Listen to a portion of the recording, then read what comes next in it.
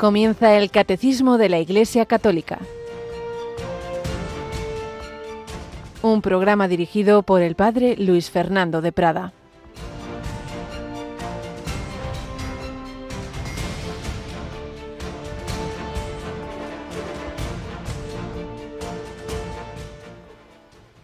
Yo, el Señor tu Dios, te tomo por tu diestra y te digo, no temas. Yo mismo te auxilio, no temas, gusanillo de Jacob, oruga de Israel. Yo mismo te auxilio. Tu libertador es el Santo de Israel.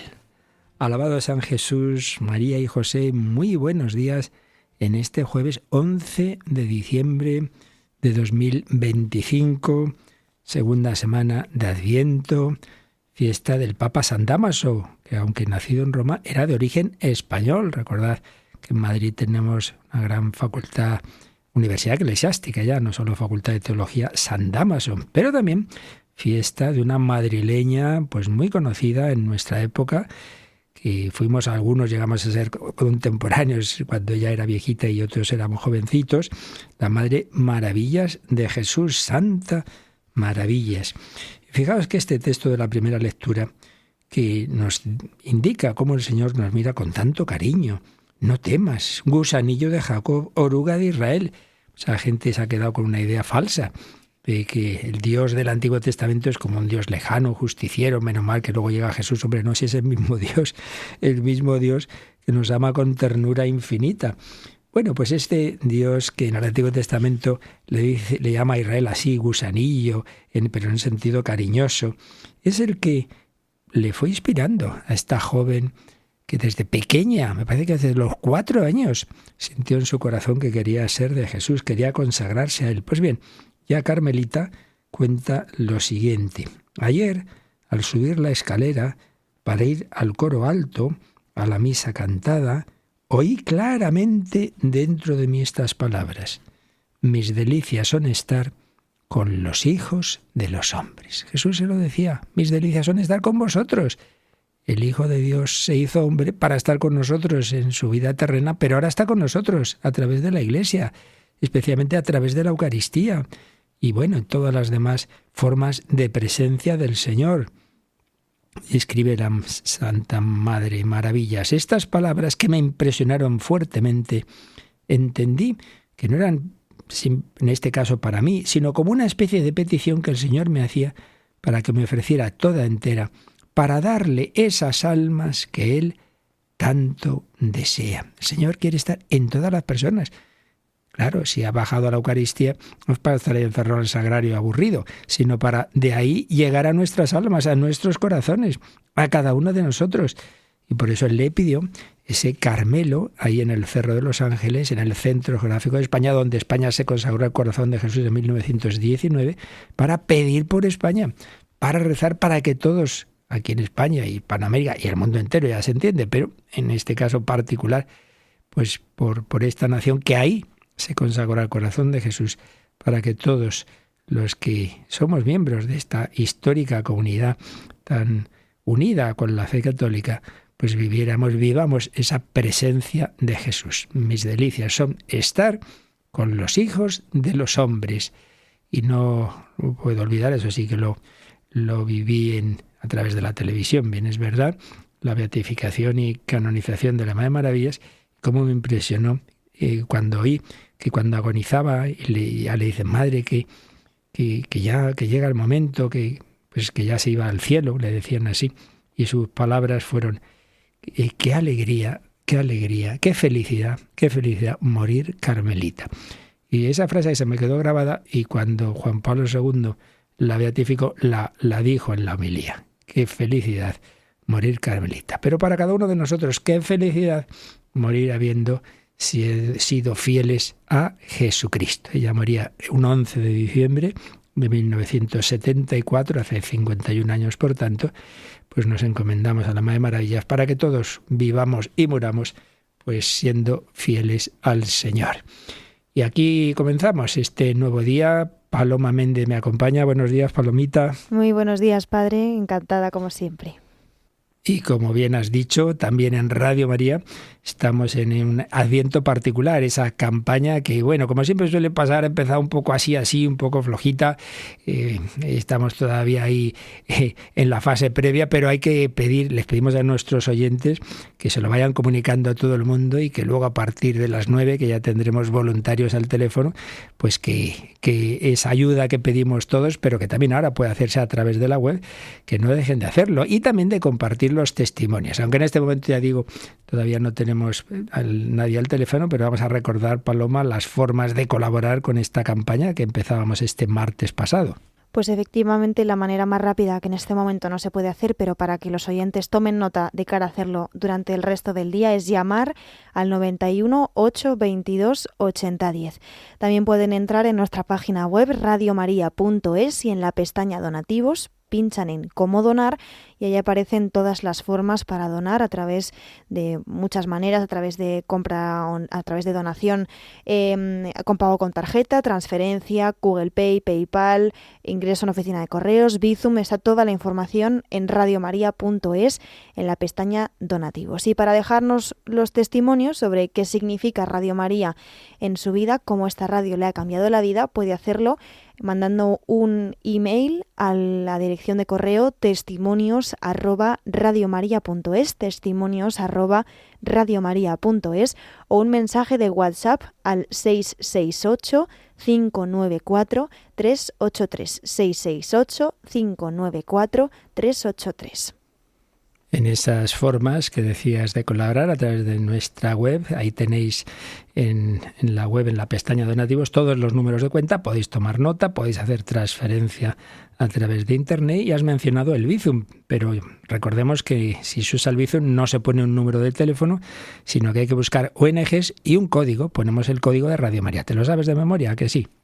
El código es 38048, 38048. Pues ya lo sabéis, 38048. Y vamos a leer un par de comentarios que nos hace una de nuestras voluntarias que ayer estaba cogiendo el teléfono y que le impresionaron especialmente. Nos cuenta de una oyente que tiene 9 bisnietos. Dice, tiene muchos hijos, muchos nietos y hasta 9 bisnietos. Y a pesar de todos los gastos que tiene y de lo que les ayuda a cada uno, no deja de dar 20 euros para Radio María. Y me pone una nota diciendo, ya estoy empezando a emocionarme. Bueno, claro que sí, tenemos siempre testimonios preciosos. Y también una oyente de Salamanca que solo tiene 90 años, dona 200 euros y pide que por favor no nos cansemos de trabajar por la Virgen, que dice, los oyentes necesitamos tener Radio María en nuestras vidas porque estamos muy solos. ¿Cuántas personas están solas? ¿Cuántas personas en esta época de crisis familiar, de desarraigo? Menos mal, nos lo dicen muchos, que no estoy solo porque a través de Radio María recibo la palabra del Señor, la oración, el poder escuchar, el poder llamar y todo eso. Pues damos gracias a Dios por este medio. Y recordamos que si queremos que esto siga, esta radio que no tiene más formas de sustento, no tiene publicidad ni nada por el estilo, pues necesitamos la ayuda de todos. Díselo a los demás y, como decíamos, a partir de las 9 en ese teléfono puedes, la manera más sencilla, llamar para dar tu colaboración. Pues vamos adelante y estamos hablando del sacerdocio y estamos hablando de los obispos. Y yo ahí sí tuve la gracia, ahí sí que le traté incluso personalmente un par de días que estuvo por Madrid, un hombre de Dios, un hombre mártir realmente, en una nación mártir, Vietnam, esas naciones de Extremo Oriente donde llega el cristianismo. Yo creo que todas, absolutamente todas, han tenido antes o después persecuciones terribles.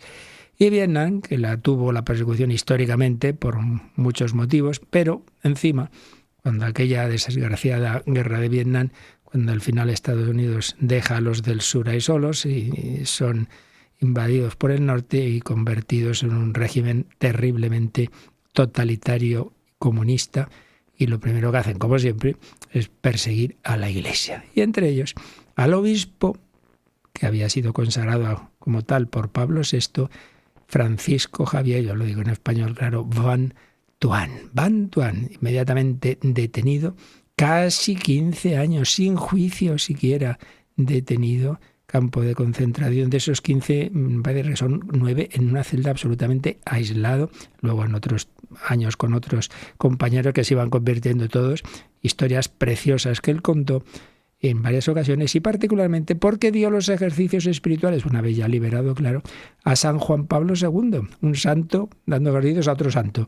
Y contó muchas anécdotas, pues como una forma de transmitir una serie de verdades, como la importancia de la Eucaristía, que de incógnito y ahí arriesgando la vida celebraba, esa presencia de Jesús escondido en una forma que tenía ahí encima, etcétera, etcétera. Pues vamos algunos días en esta sección que tenemos después de la entradilla al principio de nuestro programa, a leer algunos textos recogidos en ese libro Testigos de Esperanza, donde están las meditaciones de aquellos ejercicios espirituales. Nos encomendamos a él, está en proceso de beatificación.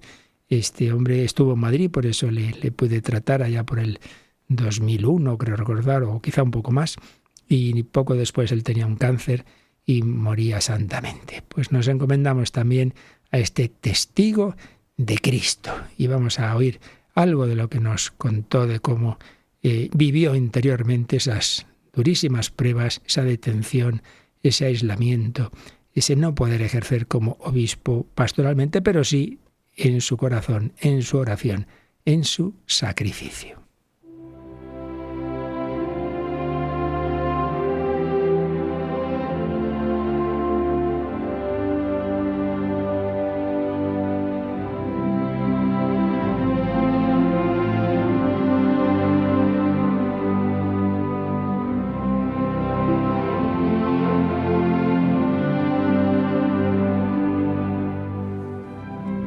Testigos de Esperanza, Cardenal Nguyen Van Thuan. Nos cuenta cómo empezó su calvario en Vietnam. El 15 de agosto de 1975, fiesta de la Asunción, en la ciudad de Ho Chi Minh, fui invitado a ir al Palacio de la Presidencia, el Palacio de la Independencia. Allí me detuvieron. Eran las 2 de la tarde. En ese momento todos los sacerdotes religiosos y religiosas habían sido convocados al Teatro de la Ópera con el fin de evitar cualquier reacción por parte del pueblo. Comienza así para mí una nueva y especialísima etapa de mi larga aventura. Salí de casa vestido con la sotana y llevaba un rosario en el bolsillo. Durante el viaje hacia la prisión me doy cuenta de que lo estoy perdiendo todo. Solo me queda confiarme a la providencia de Dios. Aun en medio de tanta ansiedad, siento una gran alegría. Hoy es la fiesta de la Asunción de la Bienaventurada Virgen María al cielo. Desde aquel momento está prohibido llamarme obispo, padre. Soy simplemente el señor Van Thuan. No puedo llevar ningún signo de mi dignidad sin previo aviso. Dios me pide que vuelva a lo esencial. En el shock de esta nueva situación, cara a cara con Dios, siento que Jesús me dirige la pregunta: Simón, ¿quién dices que soy yo?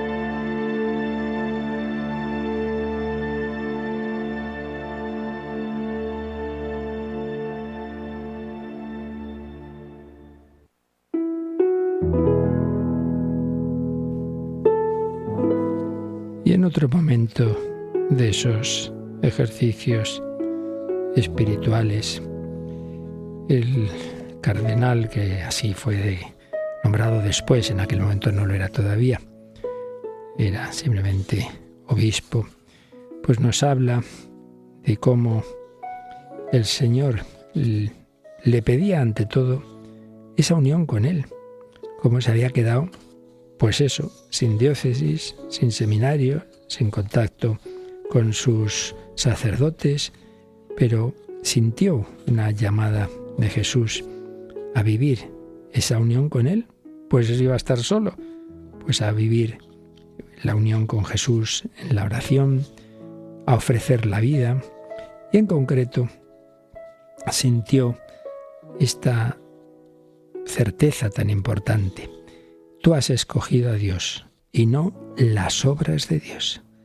Las obras de Dios, el seminario, la diócesis, dice sí, todo eso está muy bien, pero lo importante no es eso. Lo importante es que tú has escogido a Dios. Las obras de Dios, el seminario, la diócesis, los sacerdotes, los apostolados, no los voy a poder hacer mientras yo esté aquí, pero a Dios sí lo tengo aquí. Eso es muy importante, porque muchas veces nos desanimamos por no poder hacer lo que nos gustaría, porque estamos en una situación realmente difícil. Lo cuenta así. Una noche el Señor me dijo: ¿por qué te atormentas así?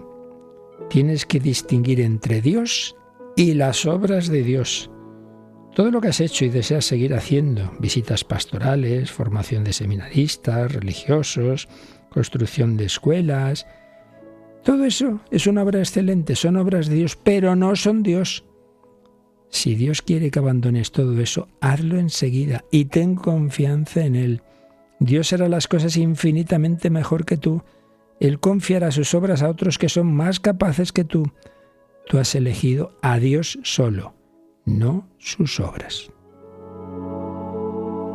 Esta luz me dio una paz nueva que cambió totalmente mi modo de pensar y me ayudó a superar momentos físicamente casi imposibles.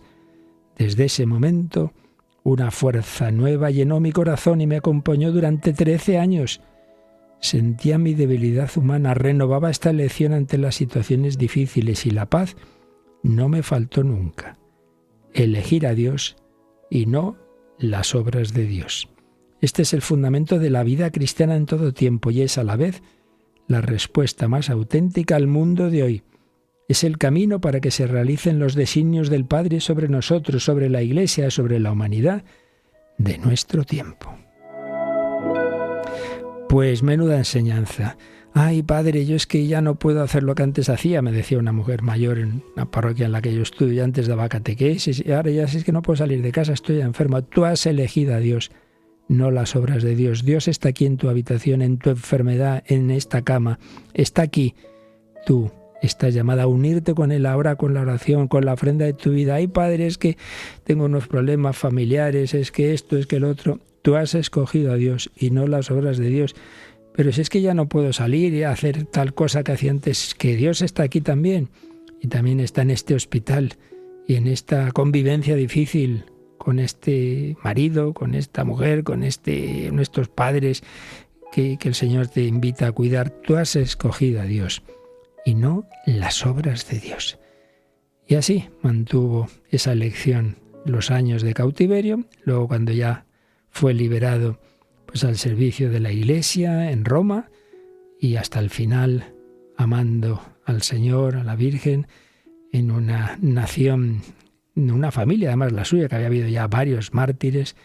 Y no nos olvidemos, hoy hay cristianos en la cárcel, por ejemplo en China comunista, y también obispos. Y así en tantos lugares de persecución. Tú has escogido a Dios y no las obras de Dios. Hay obispos que, pues bueno, como en todo lo demás, pues fallan, como falló San Pedro, pero también hay obispos que están dando la vida literalmente por Cristo y por la Iglesia. Pues los encomendamos en nuestra oración y todos, en todas las vocaciones, recordémoslo una vez más, lo importante no son las obras de Dios, es Dios. Tú has escogido a Dios y no las obras de Dios.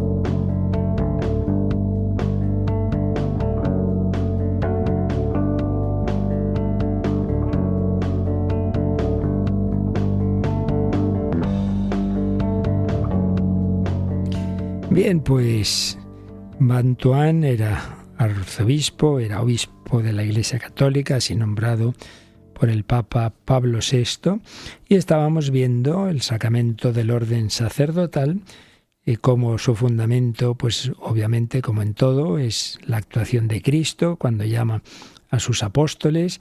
Hablábamos de esos círculos concéntricos, todo el pueblo de Dios, los 72, que ahí podemos ver un precedente de los presbíteros, los 12 apóstoles, que es el anticipo de los obispos, la cabeza de ese grupo de apóstoles San Pedro, que es lo que va a ser continuado en el obispo de Roma, el Papa.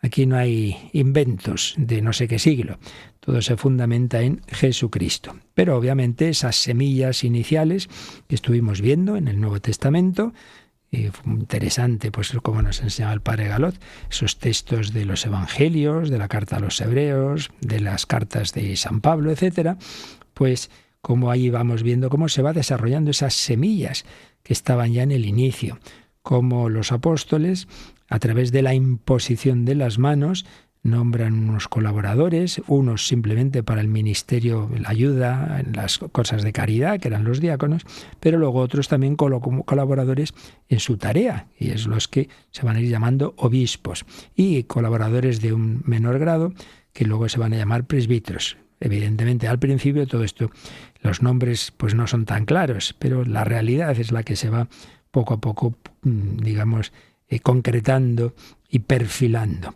Y como a lo largo de la historia de la Iglesia hubo pues muchos ministerios colaborando en esa tarea de los obispos, pero se fue también discerniendo que una cosa son aquellos ministerios que tienen un origen en Cristo, que son lo que se van a llamar sacramentos, y ahí entran 3 grados, el episcopado, el presbiterado y el diaconado, aunque con una diferencia clara, y es que el obispo y el presbítero propiamente es una participación en el sacerdocio de Cristo. Ese sacerdocio que veíamos explica muy profundamente la carta a los hebreos, explicando sobre todo a aquellos judíos convertidos al cristianismo, cómo en Jesús se cumplían todo lo que era el sacerdocio, que se había ido perfilando en el Antiguo Testamento, pero también las otras figuras de los profetas y los reyes, bajo el aspecto del pastor, el pastor que guía y gobierna a su rebaño. Se va perfilando toda esta doctrina, pero quedaba un tema que fue objeto de bastantes debates y discusiones, y es hasta qué punto el episcopado, cuando uno es nombrado obispo, simplemente es pues un sacerdote que ya lo era antes, que ya podía celebrar la misa, que ya podía absolver pecados, etcétera, y lo único que ocurre es que tiene una jurisdicción mayor, tiene, digamos, el grado supremo de la jerarquía en un determinado territorio. Si simplemente es eso, o es algo más, es que esa ordenación episcopal le da una mayor participación, propiamente ya no mayor autoridad sobre más personas, sino mayor participación en el sacerdocio de Cristo. Veíamos que eso se fue perfilando y llega ya a ponerse más claro en el Concilio Vaticano II. Ahí sí que se va a decir claramente es que el episcopado, la ordenación episcopal, confiere esa plenitud del sacramento del orden, que no es que sea simplemente el grado superior. Y veíamos algunos textos de Vaticano II que viene bien recordar, el Lumen Gentium.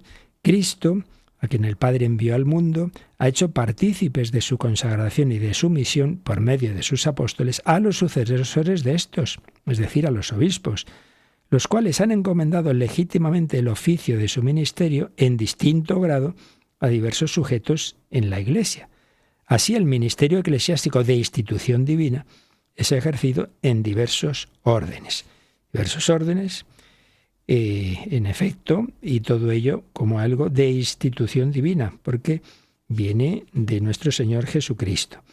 Institución de los obispos, y entre ellos, pues la cabeza, que es el Papa.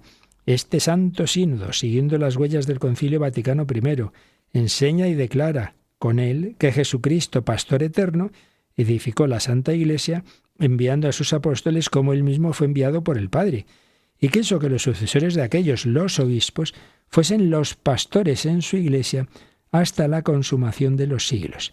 Pero para que el mismo episcopado fuese uno solo e indiviso, puso al frente de los demás apóstoles al bienaventurado Pedro, e instituyó en la persona del mismo el principio y fundamento perpetuo y visible de la unidad de fe y de comunión. Entonces el Vaticano II deja claro que los obispos fueron queridos por Cristo, dado que Él escoge a los apóstoles, les da una misión, y una misión hasta el fin de los tiempos implicaba que ellos tuvieran sucesores. Y llega ese tema que os digo de la sacramentalidad del episcopado. Enseña este Santo Sínodo que en la consagración episcopal se confiere la plenitud del sacramento del orden, llamada en la práctica litúrgica de la Iglesia y en la enseñanza de los santos padres sumo sacerdocio, cumbre del ministerio sagrado. Por tanto, no es simplemente una mayor jurisdicción, sino que ahí hay algo de tipo sacramental. La consagración episcopal confiere la plenitud del sacramento, confiere algo más de lo que nos ha dado a los presbíteros nuestra propia ordenación sacerdotal. Y no simplemente es el oficio de santificar a través de los sacramentos, sino esas otras dimensiones que veíamos que se cumplen en Cristo. Cristo es sacerdote, es profeta y es pastor rey, dice el Vaticano II. La consagración episcopal, junto con el oficio de santificador, confiere también los oficios de enseñar, y de regir, pastorear, los cuales, sin embargo, por su misma naturaleza, no pueden ejercerse sino en comunión jerárquica con la cabeza y los miembros del colegio. Es decir, sí, uno ya es consagrado obispo, pero ahora no puedes hacer lo que te dé la gana en plan individualista. Eres miembro de un grupo. Los apóstoles no era cada uno hacía lo que quería. Estaban unidos entre sí con Jesús. Entonces, todo lo que se prolonga, los obispos son sucesores de los apóstoles y el colegio episcopal es sucesor del colegio de los 12. Del grupo de los 12. Sí, la Lumen Gentium. Pues según la tradición, que se manifiesta especialmente en los ritos litúrgicos y en el uso de la Iglesia, tanto de Oriente como de Occidente, es cosa clara que por la imposición de las manos y las palabras de la consagración se confiere la gracia del Espíritu Santo y se imprime el sagrado carácter, de tal manera que los obispos, de modo visible y eminente, hacen las veces del mismo Cristo, maestro, pastor y pontífice, y actúan en lugar suyo. Pertenece a los obispos incorporar por medio del sacramento del orden nuevos elegidos al cuerpo episcopal. Entonces aquí se nos ha dicho, por un lado, que esa ordenación episcopal confiere dos cosas. La gracia del Espíritu Santo, todo sacramento nos da una mayor comunicación de la gracia de Dios, que es la gracia de Dios, la mayor intimidad con Dios, la amistad con Dios. Eso todo sacramento. Pero además, el sagrado carácter. ¿Qué es el carácter? Pues algo que queda indeleble en el alma. ¿Qué sacramento se imprime en carácter? Recordar, el bautismo, una vez recibido, ya está. Esto ya está marcado para siempre. No hace falta, no se debe repetir. El bautismo, la confirmación, que es como reforzar el bautismo, y el orden sacerdotal. Entonces la ordenación episcopal, la ordenación o consagración episcopal, imprime carácter y configura con Cristo. Cristo pontífice, sacerdote, que santifica, especialmente a través de los sacramentos. Cristo maestro, que nos enseña, que a vosotros escucha, a mí me escucha. Y Cristo pastor, que gobierna, que tiene una labor de pastoreo. Esto en todos los grados del sacramento del orden en cierto nivel. Pues el párroco pues es pastor en su parroquia, el obispo en su diócesis y el papa en la Iglesia universal. Así pues, el episcopado no simplemente es una encomienda de tipo jurisdiccional, sino un sacramento, tanto por las funciones que comporta, ya hemos dicho, maestro, pastor, pontífice, como por la manera en que se confiere. No es simplemente un decreto administrativo, como en el orden civil, usted se le encarga tal tarea. No, es un sacramento. Y las funciones son las propias de este sacramento del orden. La santificación a través del culto y los sacramentos, la enseñanza y el gobierno. Y todo ello a través de un rito sacramental que tiene esas dos dimensiones que ya comentábamos, imposición de manos y unas palabras de consagración que son distintas en los 3 grados del sacramento del orden. La ordenación de los diáconos se dice unas palabras, en las de los presbíteros otras y en las de los obispos otras, y que tienen este doble efecto, la gracia, decíamos, y el carácter que hacen apto al obispo para obrar en nombre de Cristo, ejerciendo de manera eminente la triple función sacerdotal. Por otro lado, como hemos dicho, esa consagración no solo le consagra a un obispo, sino que le hace miembro de un colegio episcopal. Eres uno de todo este grupo de sucesores de los 12. Dice también Lumen Gentium, uno es constituido miembro del cuerpo episcopal en virtud de la consagración sacramental y por la comunión jerárquica con la cabeza y con los miembros del colegio. Claro, estás en comunión, una comunión con todos los miembros del colegio y especialmente una comunión muy particular. Y es que hay alguien que está, ese sí, que tiene no otro sacramento. El ser papa no es un sacramento más, no. Es ser sucesor del obispo de Roma, pero eso implica una autoridad, ahí sí, sobre los demás. El origen de este colegio está en el gesto de Jesús que instituyó a los apóstoles a modo de colegio, dice la Lumen Gentium, es decir, de grupo estable, al frente del cual puso a Pedro, elegido de entre ellos mismos. Pues esto es un poco la visión de conjunto de lo que enseña el catecismo, basado en el Vaticano II, sobre el episcopado. Únicamente hay que añadir que, aunque uno ya es obispo desde esa consagración, el ejercicio de ese episcopado implica también la necesidad de una determinación canónica, es decir, es el Papa el que le dice, bueno, pero sí, obispo, pero obispo de este sitio. Ahí tienes esta misión y entonces tienes la jurisdicción esta, eso sí, pero eso no viene, digamos, directamente del sacramento. El sacramento lo que hace uno ontológicamente a la persona del elegido le da la plenitud del sacramento del orden. Y luego, según las épocas y desde hace tiempo, mucho tiempo, a través del Papa, pues es quien señala la determinación concreta del campo en que ese episcopado se debe ejercer. La cabeza del colegio episcopal, que tiene una dimensión jerárquica, es la que le dice al llamado, pues cuál es el campo concreto donde debe ejercitar su episcopado. Eso sí, teniendo siempre en cuenta, esto también lo dice el concilio, que aunque el obispo, ante todo, tiene esa responsabilidad en su diócesis, pero no puede olvidarse de que es miembro de un colegio que mira por la evangelización del mundo entero.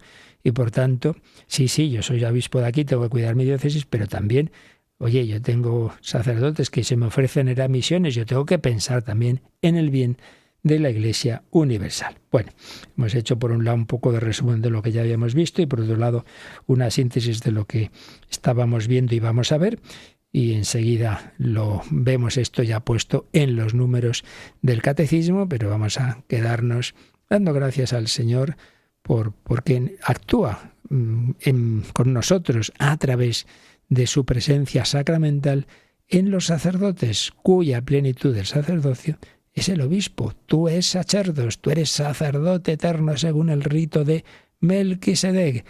Pues pedimos al Señor que nos dé esa visión de fe para ver en nuestro obispo, en nuestros sacerdotes, ver siempre al propio Jesucristo, sumo y eterno sacerdote, profeta y rey.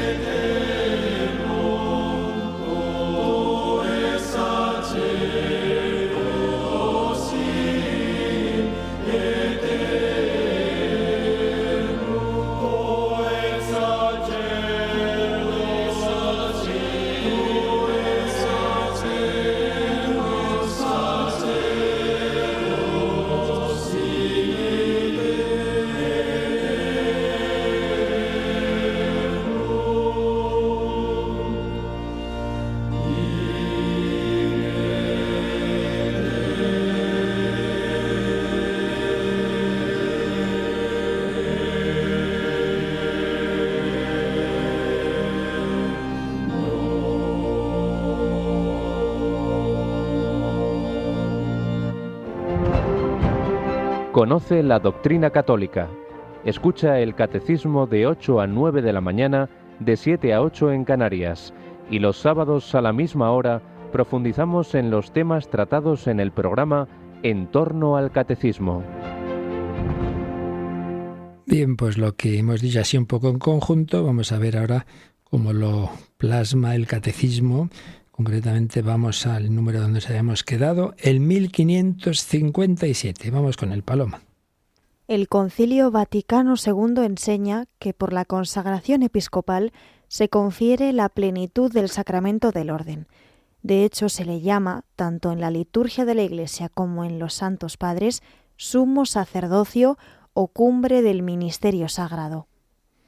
Pues como veis, así en dos frasecitas, pues nos resume lo que hemos estado un poquito comentando antes, ¿no? Este sacramento del orden tiene esa plenitud y luego tiene una participación menor. La plenitud es en el obispo, ese es el sacerdote por excelencia. El sumo sacerdote de cada diócesis es el obispo. Por eso dice que a través de su consagración se recibe la plenitud del sacramento del orden. Y eso lo vemos en la tradición de la Iglesia. Se le llama, pues eso, sumo sacerdocio o cumbre del ministerio sagrado. También se ve la diferencia en que hay algunas funciones que solo puede realizar el obispo. Como bien sabemos, fundamentalmente es la propia ordenación de sacerdotes y sobre todo de obispos. Ahí siempre ha habido algún tema histórico discutido, pero es lo que aparece más claro, siempre sin saber muy bien algunos casos históricos cómo fueron, pero no vamos a entrar ahora en ese tipo de detalles ya menores. Lo claro es esto, que tiene esa plenitud del sacerdocio, sumo sacerdocio o cumbre del ministerio sagrado. ¿Y en qué consiste este sacerdocio? ¿Qué funciones tiene? Bueno, yo ya lo he venido a decir, pero de nuevo vamos a ver ahora cómo lo plasma el catecismo, que en realidad lo hace con frases del Vaticano II. Así que vamos a leer el siguiente número ya, el 1558. La consagración episcopal confiere, junto con la función de santificar, también las funciones de enseñar y gobernar. En efecto, por la imposición de las manos y por las palabras de la consagración, se confiere la gracia del Espíritu Santo y se queda marcado con el carácter sagrado. En consecuencia, los obispos, de manera eminente y visible, hacen las veces del mismo Cristo, Maestro, Pastor y Sacerdote, y actúan en su nombre. El Espíritu Santo que han recibido ha hecho de los obispos los verdaderos y auténticos maestros de la fe, pontífices y pastores. Pues así, con frases del Concilio Vaticano II, se nos han dado esas claves de aquello que implica, lo que implica este ministerio. Y claro, aquí fijaos que está una y otra vez repetido lo mismo, ¿no? In persona Christi, se actúa en persona de Cristo. ¿Y Cristo qué hacía? Enseñaba, era maestro, gobernaba, él va rigiendo a sus apóstoles, a sus discípulos, como pastor de esas ovejas, y también, evidentemente, ofrecía su vida como fuente de la gracia santificadora y reconciliadora, como sacerdote y víctima. Y eso se va a plasmar sobre todo en el sacramento de la Eucaristía y en general en todos los sacramentos que Jesús les encomienda a los apóstoles. Id al mundo entero, predicad, enseñad, pero también dice y bautizad, bautizando en el nombre del Padre y del Hijo y del Espíritu Santo. Y también dice, una vez consagrado el pan y vino, la última cena, haced esto en memoria mía. Y también dice, en la tarde del domingo de Pascua, recibid el Espíritu Santo, a quienes perdonéis los pecados les quedan perdonados. Y ya veíamos que en el origen del sacramento de la penitencia está el obispo. Inicialmente esa confesión, esas reconciliaciones con el obispo, que luego va delegando, va dando jurisdicción a los presbíteros para también poder absolver. Y lo mismo con la confirmación.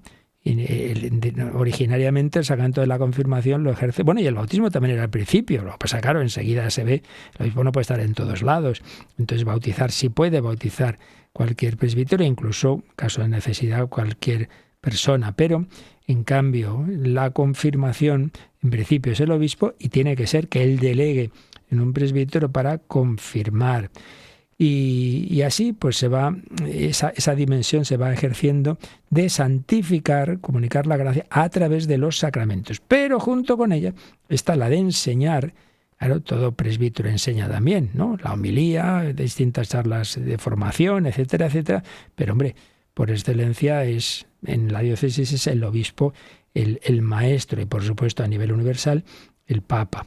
Pero también esta es otra dimensión de gobernar. Esto es importante, porque muchas veces puede ocurrir, y ocurre, que un sacerdote muy bueno, muy piadoso, estupendo, que tiene buena formación, que enseña bien, pero nadie somos al 100%, valemos para todo, de la misma manera. Entonces a veces alguien que es muy bueno para enseñar y para aconsejar y confesar, pues a lo mejor no lo es para gobernar. Y esto pasa, ¿no? A veces se pone una persona en un determinado puesto, cargo en una diócesis, lo hacen obispo y el pobre dice, mira, sí, que a mí esto no es lo mío. Y es verdad que por eso esa otra dimensión del gobierno, del pastoreo, pues es importante, ¿no? Y no es nada fácil, y menos en estos tiempos. Por eso hay que rezar tanto, porque muchas veces el hombre que era muy feliz como sacerdote, pues luego el pobre lo pasa más que mal como obispo, porque ya digo, ahí eso implica otro tipo de actuaciones. Vamos a ver, este número 1558, Paloma, como muchas otras ocasiones, el Catecismo nos dice, bueno, esto que estoy explicando aquí tiene que ver con cosas que ya hemos visto en otros momentos, y como algo muy importante en la formación es saber relacionar todo, pues vamos a ver qué números nos sugiere repasar. Concretamente, vemos aquí dos números, el 895, y precisamente este número estaba cuando explicábamos en el credo la Iglesia y hablábamos de la constitución jerárquica de la Iglesia, y justamente ahí hablábamos de esto que estoy diciendo ahora, la misión de enseñar, la misión de santificar a través de los sacramentos y la misión de gobernar. Y sobre este aspecto de la misión de gobernar, el 1558 nos sugiere que repasemos uno de los números que se dedica a esta misión, que es el 895. Así que, haznos el favor, nos lo lees. Esta potestad, que desempeñan personalmente en nombre de Cristo, es propia, ordinaria e inmediata. Su ejercicio, sin embargo, está regulado en último término por la suprema autoridad de la Iglesia. Pero no se debe considerar a los obispos como vicarios del romano pontífice, cuya autoridad ordinaria e inmediata sobre toda la Iglesia no anula la de ellos, sino que, al contrario, la confirma y tutela. Esta autoridad debe ejercerse en comunión con toda la Iglesia bajo la guía del romano pontífice. Bueno, pues aquí tenemos varias ideas, pero fundamentalmente aquí el aspecto que se nos ha querido resaltar sobre esa misión de gobernar es algo a lo que ya hicimos una cierta alusión.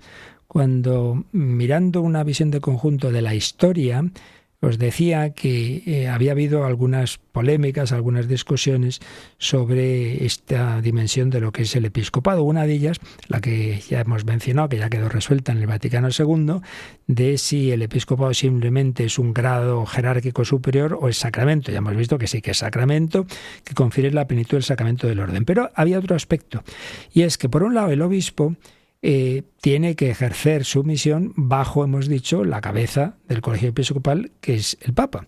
Entonces ahí algunos decían, bueno, en realidad el obispo es delegado del Papa. Y dice, no, esto no es verdad. El obispo está elegido por Cristo. Tiene una potestad propia en cuanto obispo. No es, usted puede enseñar porque es simplemente eso, una especie de vicario del Papa. No es vicario del Papa, es vicario de Cristo. Es vicario de Cristo, porque Jesús no solo eligió a Pedro, escoge a todos los apóstoles. Otra cosa es que los organiza de manera que en su cabeza, a la hora del gobierno, pues pone a uno, que es Pedro. Pero no es que los demás sean elegidos y delegados de Pedro, sino de Cristo. Entonces, por un lado, esto como en todo hay que ver siempre los dos extremos del misterio, digamos. Por un lado, no son vicarios del Papa, lo dice aquí claramente este 895, no, son vicarios de Cristo. Pero por otro lado, esa actuación suya, ese gobierno suyo, Claro, debe ejercitarse teniendo claro que todo ese colegio episcopal tiene una cabeza. Yo soy vicario de Cristo, pero Cristo quiere que yo tenga en cuenta que Él eligió a uno como cabeza del colegio. Hay que conjugar ambos aspectos. Por un lado, su potestad es ordinaria, es propia, no es la que le ha dado el Papa, no. Tiene esa potestad episcopal inmediata, pero su ejercicio debe regularse teniendo en cuenta la suprema autoridad del obispo de Roma. Y el otro número que nos sugiere el catecismo que repasemos es el 1121. En este caso ya es un número de la segunda parte del catecismo, la parte de la liturgia y los sacramentos, porque se nos ha dicho en este número que hemos leído antes que este sacramento confiere, como todos los sacramentos, la gracia de Dios, la gracia del Espíritu Santo, pero también marca con un carácter, el carácter sagrado. Entonces, ya que hemos hablado del carácter, dice, vamos a repasar qué era esto del carácter. Y eso lo repasamos leyendo, Paloma, el 1121. Los 3 sacramentos del bautismo, de la confirmación y del orden sacerdotal confieren, además de la gracia, un carácter sacramental o sello por el cual el cristiano participa del sacerdocio de Cristo y forma parte de la Iglesia según estados y funciones diversos. Esta configuración con Cristo y con la Iglesia, realizada por el Espíritu, es indeleble. Permanece para siempre en el cristiano como disposición positiva para la gracia, como promesa y garantía de la protección divina y como vocación al culto divino y al servicio de la Iglesia. Por tanto, estos sacramentos no pueden ser reiterados. Pues muy bello esto, que como aquí se nos dice, no solo se refiere a lo que ahora estamos tratando, del orden sacerdotal, episcopal, sino también del bautismo y de la confirmación. Y lo último que se nos ha dicho es muy consolador, y es que una persona, como tantas veces ocurre, es bautizada, incluso es confirmada y luego pues se aparta de Dios, se aparta de la Iglesia, no vive como tal. Pero mira, el tener esa señal que no se borra nunca, dice este número 1121, no deja de ser una preparación, una disposición, algo que te ayuda a volver a casa, como el hijo pródigo. Es promesa y garantía de la protección divina. Es vocación al culto divino. Hay algo en ti que no tendrías si no hubieras sido bautizado, confirmado o ordenado, que te atrae a volver a vivir eso que recibiste. Eso no se borra nunca. Este hijo mío que estaba perdido, pero seguía teniendo esa nostalgia del padre. La casa de mi padre estaba mejor. Y esto aplicado al sacerdocio, pues implica que una persona, un sacerdote es ordenado y tal, y por lo que sea, pues luego abandona ese ministerio, es dispensado, se casa, lo que sea, pero no deja de tener esa marca. Y por eso la Iglesia dice que en caso de que este sacerdote que ha dejado el ministerio, que por la razón que sea, repito, se encuentra un moribundo, puede y debe absolverle o darle la unción, porque no deja de tener ese carácter sacerdotal. Ahora ya no lo ejerce, pero lo tiene.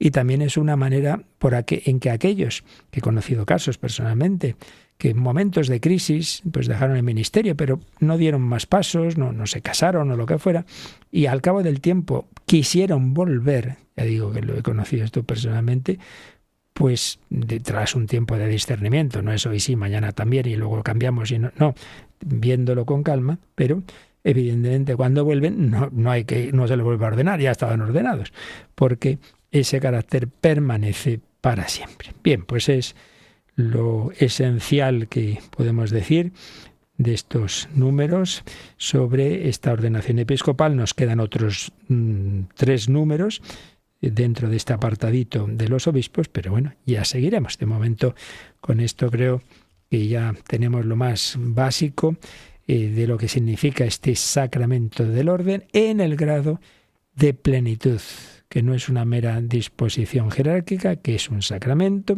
que implica esas 3 dimensiones de enseñanza, santificación sacramental y de pastoreo, que imprime carácter, que esto es para siempre, que es una autoridad propia, pero que debe ejercerse en comunión con los demás miembros del colegio episcopal y en comunión jerárquica bajo la autoridad suprema del Papa, pero no es un mero delegado del Papa o vicario suyo, sino vicario de Cristo. Ser otro Cristo.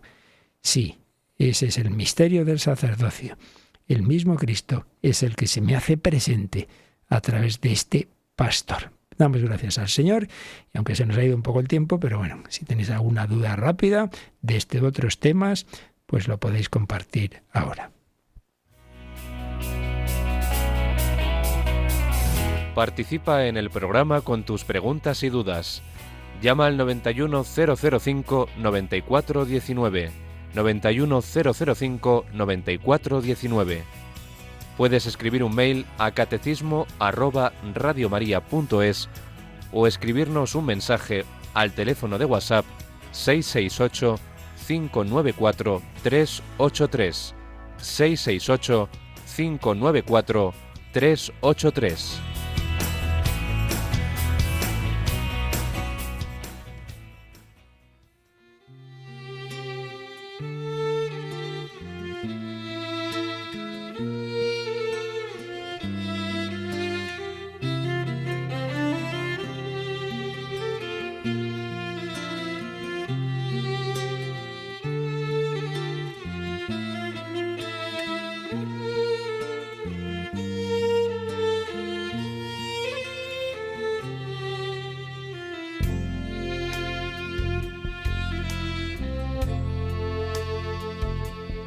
Oh mi Dios, Dios amoroso, soy por tu gracia otro Jesús. Oh misterio tan gozoso, soy otro Cristo, luz de luz.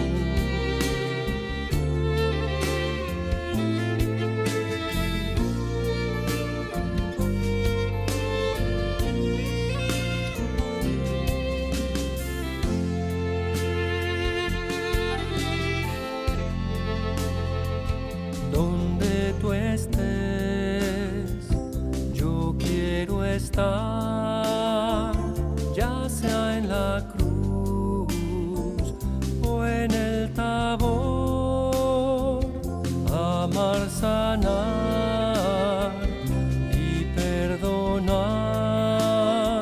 siempre contigo, mi Salvador.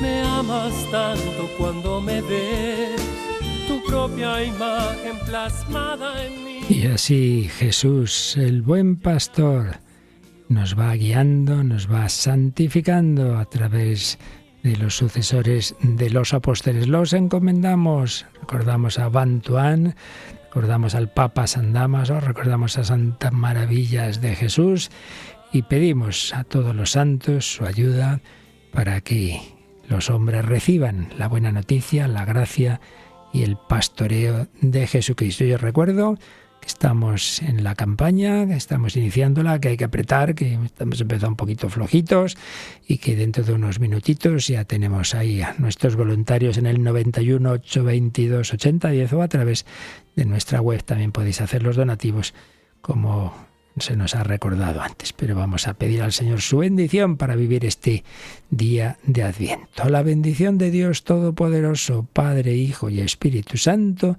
descienda sobre vosotros. Alabado sea Jesucristo.